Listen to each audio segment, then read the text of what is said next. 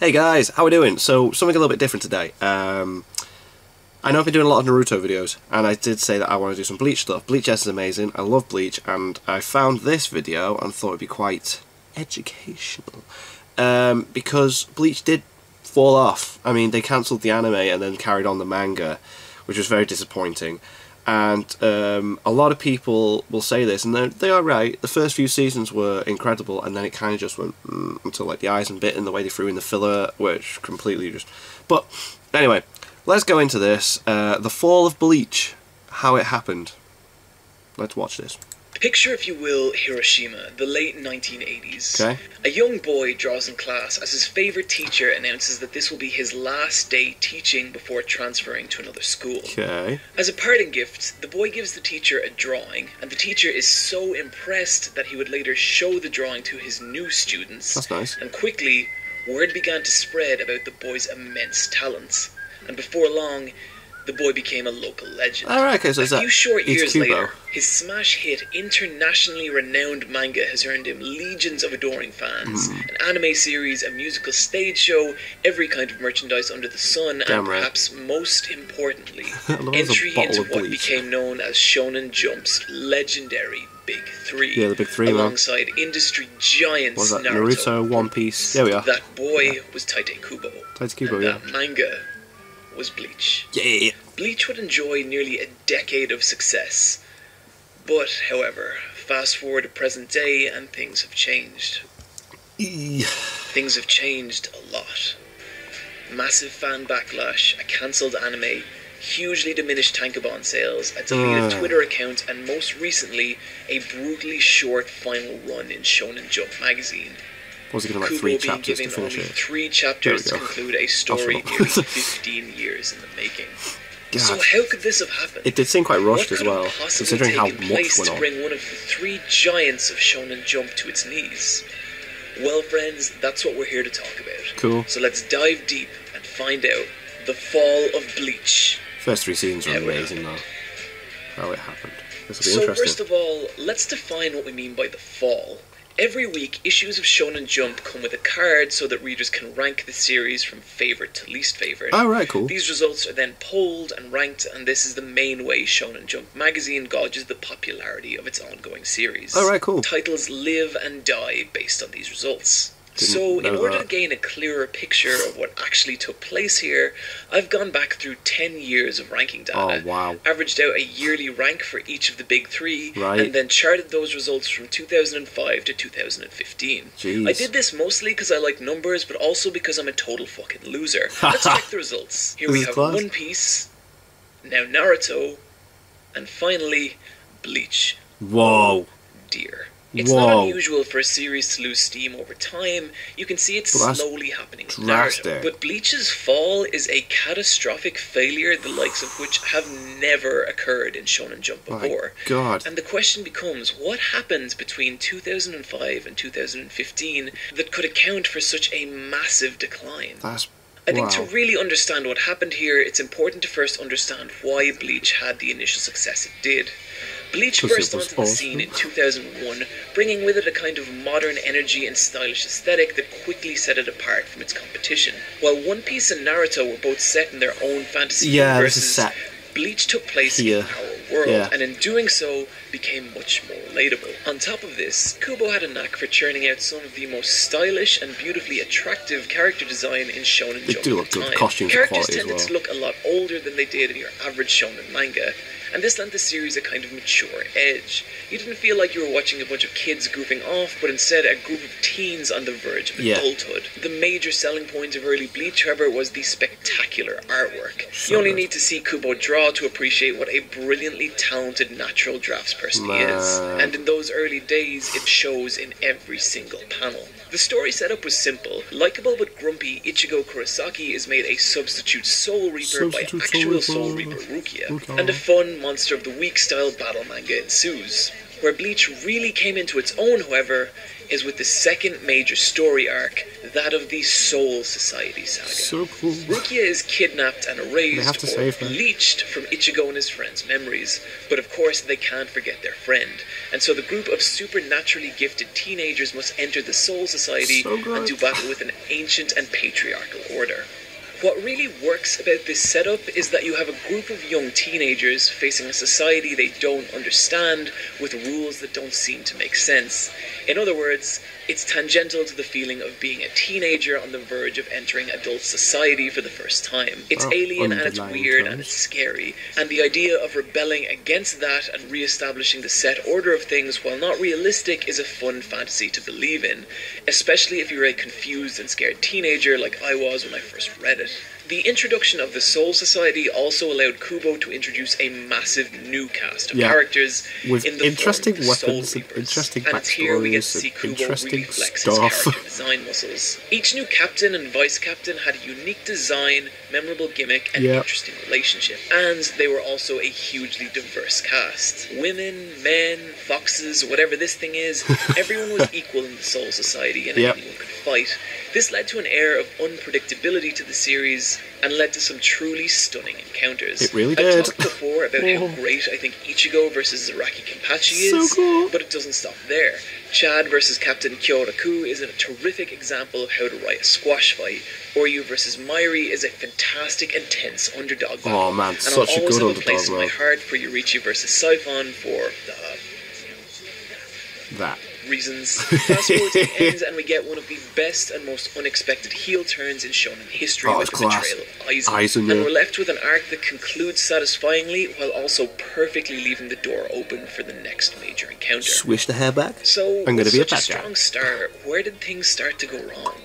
Well, in short, with the Japanese manga industry. In Yu Yu Hakusho Volume 5, author Yoshiro Tagashi wrote this formula to explain how much free time the average manga author has a week, where X is equal to days until deadlines, which is usually about 5 days considering that most authors write during the weekends. A is hours of sleep per day, 4 to 5 hours max, and P is pages of manga, usually between 19 to 21. And H is time spent per manga page, an average of about 4 hours per page. Take all that and minus the time spent eating, bathing, biological functions and other necessities, and Tagashi calculates that in an average week he's left with about 3 to 4 hours of free time, which quite frankly is an insane way to live. The weekly manga industry is a murder machine that eats artists and shits out manga, and it's an environment that only the most freakish of genius can survive.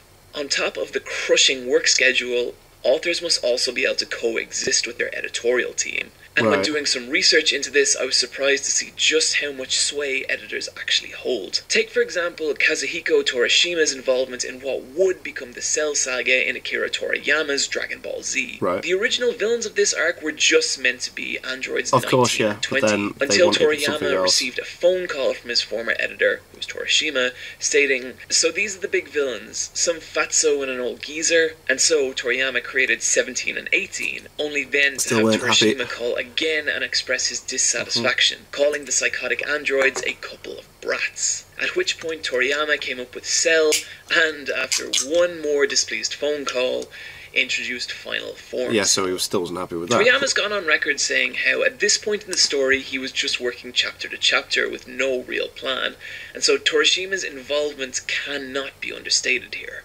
And I think it was for the better, as the Cell Saga remains my favourite arc of Dragon Ball Z. But unfortunately, not every author-editor relationship is so mutually beneficial, and Kubo in particular has spoken out against the Shonen Jump editorial staff. In an interview with Jump Ryu, when asked, "What is manga for you?" Kubo replied, "Well, actually, I have no certain definition of it. If you ask me, I would say no need to obey every single thing that the editorial department of Shonen Jump tells.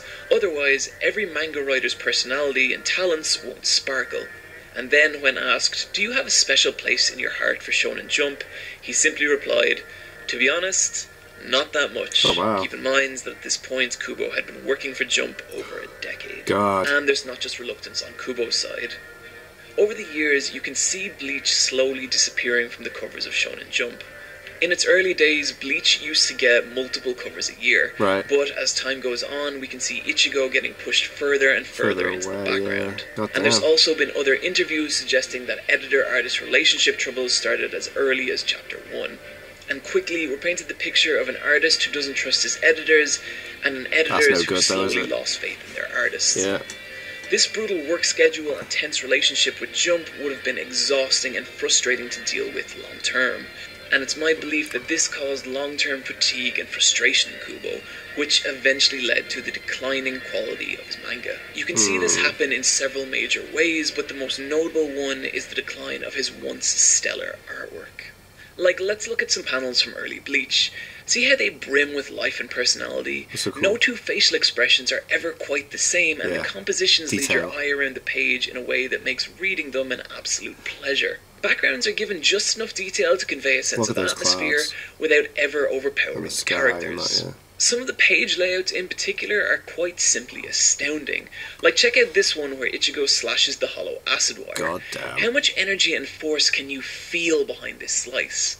Like, you glance at this page and within a millisecond your brain registers exactly what's happening. No matter how many times I look at it, it always feels like it happened a split second before I read it. That's how good this page is. It slightly warps my perception of time. Now, let's compare these with artwork from much later on in Bleach. The first thing that hits me here is just how hard it is to parse the information of what's actually happening. Yeah. The clean and beautiful compositions of early years have totally disappeared. Most characters have a blandness to their facial expression that makes it feel they were copied from a model sheet by an assistant rather than anything Kubo would actually draw himself. Backgrounds have nearly completely disappeared, and what we're left with is the feeling of a genius barely trying at all. And it's such a shame because Kubo's aesthetic was arguably his greatest strength and the major factor in what helped propel his manga to greatness in the first place. The apathy, unfortunately, would not stop with the artwork, and it could be felt much earlier on in Bleach's second major problem, the long-term overarching story. And while the artwork would only really start to decline in 2013, Kubo's frustration with having to develop a long-form narrative can be felt much earlier on. And in a lot of ways, it's a much bigger problem. With animes like this, I'm sure Gikuk's touched on this in one video. Is the most important thing in the world to Kubo is drawing cool shit. It's what he initially became famous for, and you can see him mention this over and over in interviews. As well as being pretty much the entire focus of his previous manga, Zombie Powder. He likes drawing awesome things, and story for him is merely a way to link these awesome things, not something to convey a message or make a statement. Which was exactly not the case in the Soul Society arc with its subtext of burgeoning adulthood, which is arguably one of the main reasons why the arc is so fondly remembered. However, the crack show in the third major story arc of Bleach, the Hueco Mundo Invasion arc, in which Ichigo and his friends must enter a world they don't understand, face down an ancient and patriarchal society in a desperate battle to rescue their friend. Sound familiar? Yeah.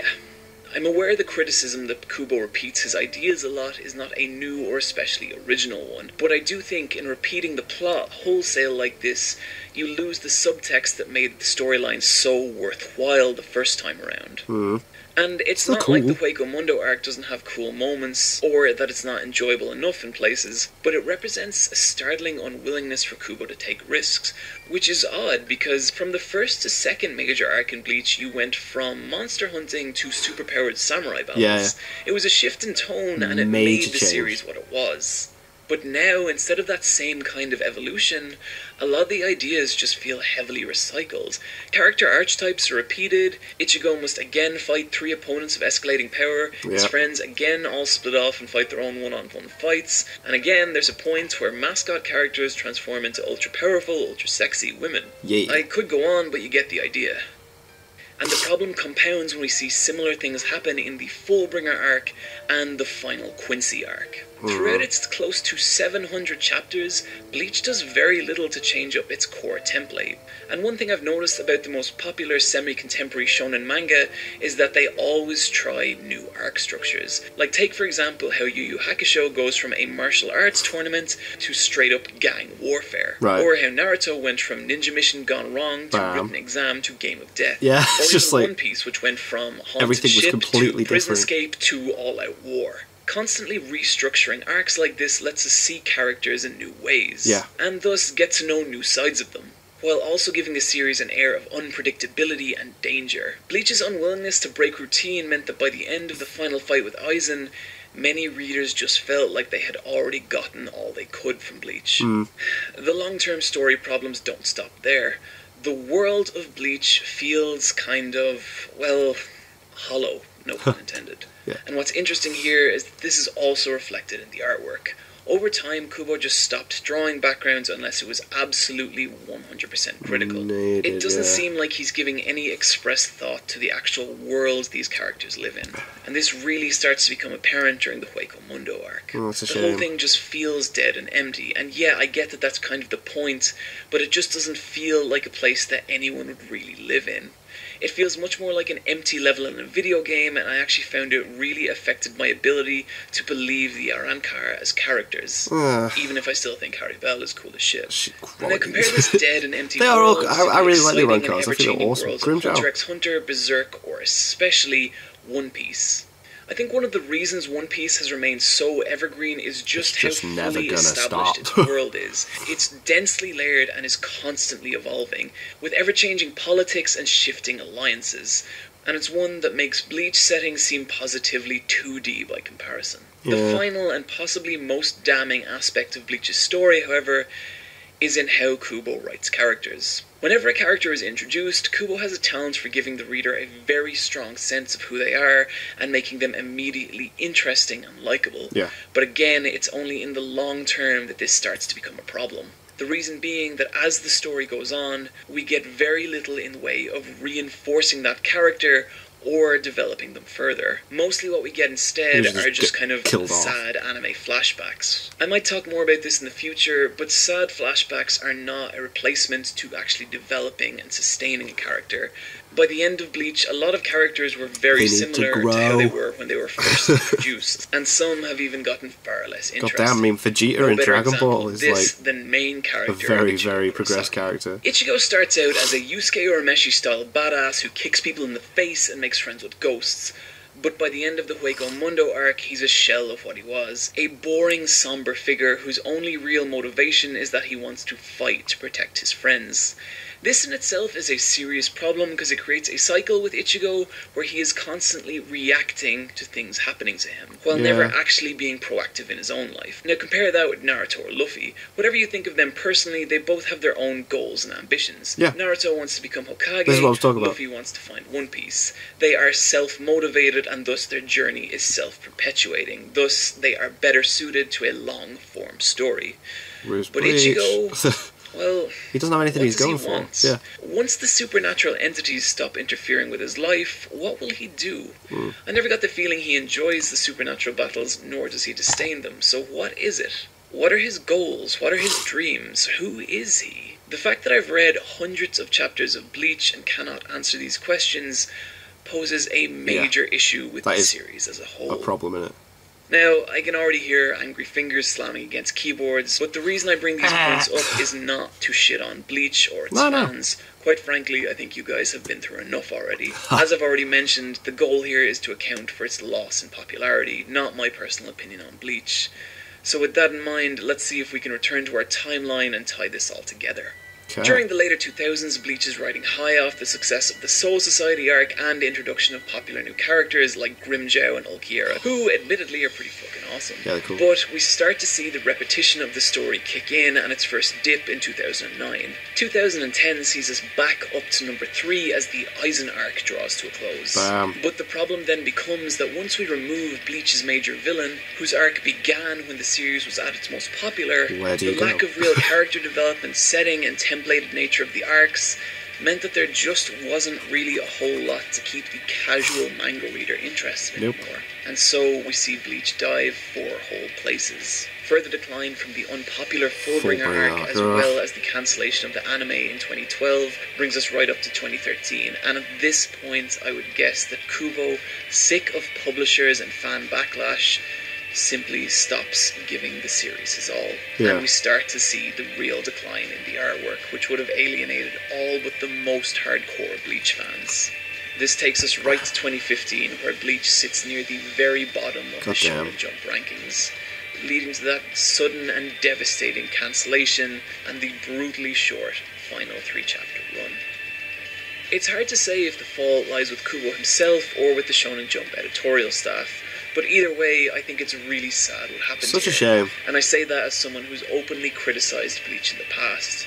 Whatever your opinion of Tite Kubo and his work, I do feel that the series deserved a better end than this. And while I myself am a long since lapsed fan of Bleach, I still think back to those early chapters fondly. And whether you're still a diehard, a lapsed fan like myself, or never had any interest in Bleach, I strongly encourage you to go back and check out some of the early material. Definitely. It's hard not to read these pages and not remember what a massive amount of potential Kubo actually had.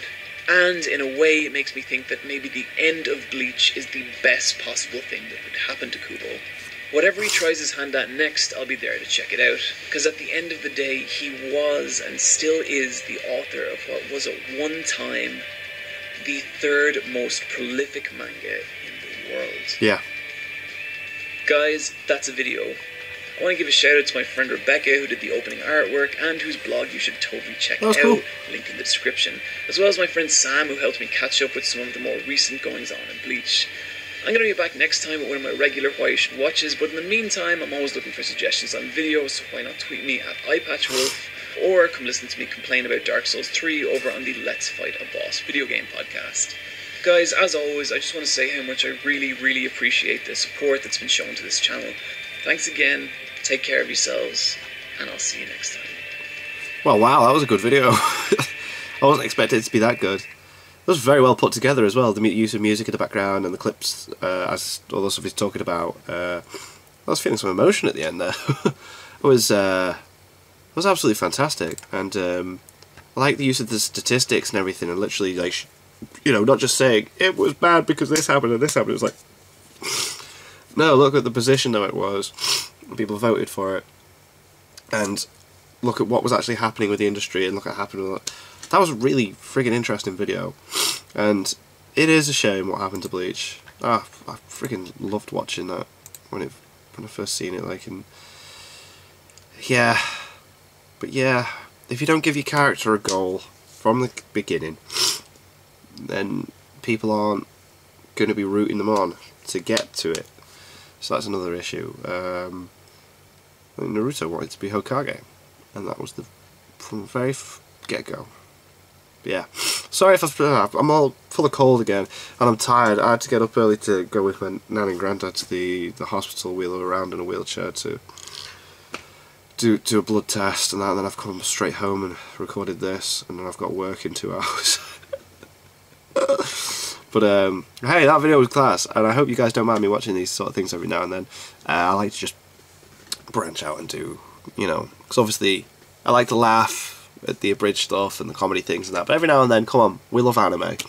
It's nice to know things about it and what's going on, and I thought that was really interesting. So yeah, thank you guys for watching. What do you guys think of that? What do you guys think of this? Click like, subscribe if you haven't already. Leave comments down below. Let me know what I should watch and discuss in future videos. Well, I'll see you guys. Yes, you guys. Next time.